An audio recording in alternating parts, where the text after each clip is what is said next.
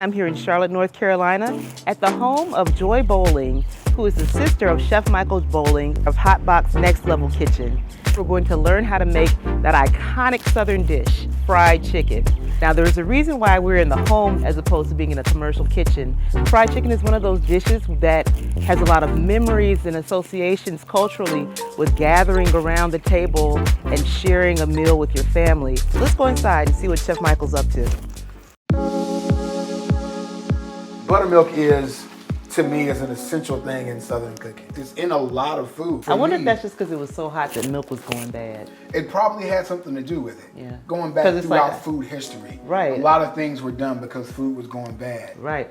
Buttermilk's just part of my past, my history. Mm-hmm. We make a seasoning blend we call Dust. Dust has everything from fennel to paprika to a molasses sugar. All of those things that are in it to add layers of flavor. So we're gonna put a little of this in the bag. Okay. And then we're gonna put some buttermilk in here. All right, so that looks like about a cup of buttermilk. Yeah, a cup or 2 cups. You can't do too much, okay. All right? But you can do too little. So we're gonna take that buttermilk that's already got some seasoning in there. And we're gonna add these chicken thighs. Yes. So I'm using boneless, skin-on chicken thighs. Yes. All right. I don't think fried chicken is fried chicken without the skin. I think you're fooling yourself and you're playing with my emotions. But thighs are great. I like thighs as a cut of meat for chicken because they don't get dry like the breasts do, but yet there's still a good amount of meat on it. I think everything should brine or marinate for 12 to 24 hours. I like to use a mix of all-purpose flour and cornmeal. Which this is a genius idea. I've never in a million years ever thought of mixing those two. This keeps it crispy. It's still gonna have a crunch factor too. Right, it doesn't get soggy and start to peel away. So I use a 3-to-1 ratio, so 3 cups of flour to 1 cup of cornmeal. 1 cup of cornmeal. Okay. And you were telling me too that, you know, this is a recipe sort of gained by practical experience because you used to do a lot of traveling as a kid. Yes. And so you needed that chicken to stay crispy even when cold. So we're gonna put a little bit of salt and pepper in here. You don't want to do too much because we've got flavor in here. Okay. Now we've got some little flavor in here. All right. And then we'll taste when we get done. And then we can always put a little bit more dust on top if we need it.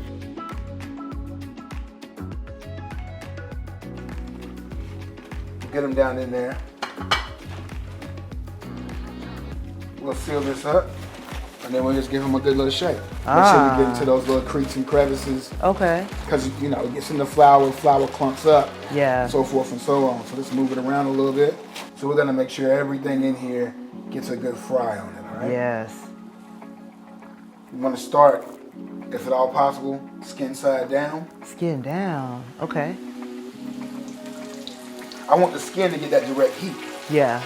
To get that first flash of heat. Funny thing about the history of fried chicken is that the Scottish people are credited with first deep frying chicken, but it was African Americans, or at the time, enslaved Africans in America, who seasoned it. Apparently, the Scots would deep fry it, but no season. Interesting. I don't think that's not how we did. It is not how we do. Not in the South, no sir. West Africans also fried chicken, but West Africans fried it in palm oil, and they wouldn't immerse it. Whereas the Scots would just deep fry chicken in fat. I can see that. My mother. So this is actually more of a West African technique. Yeah, which is how my mother used to fry chicken. Just enough oil in the cast iron skillet to come about 50%. Now see, that lets me know that I definitely cooked my chicken at too high of a temperature because there's no way my chicken could have sat in oil and not, when we turn it over, probably been kind of black a little bit. 2 things. Cooking too hot. Yeah. And heating your oil too fast. Okay. Like we had this oil sitting on down around 1 or 2 for a while, heating up. Yeah. And then we brought it the rest of the way up. But never has this dial touched high. It won't need too much, just a little light sprinkling. Yeah.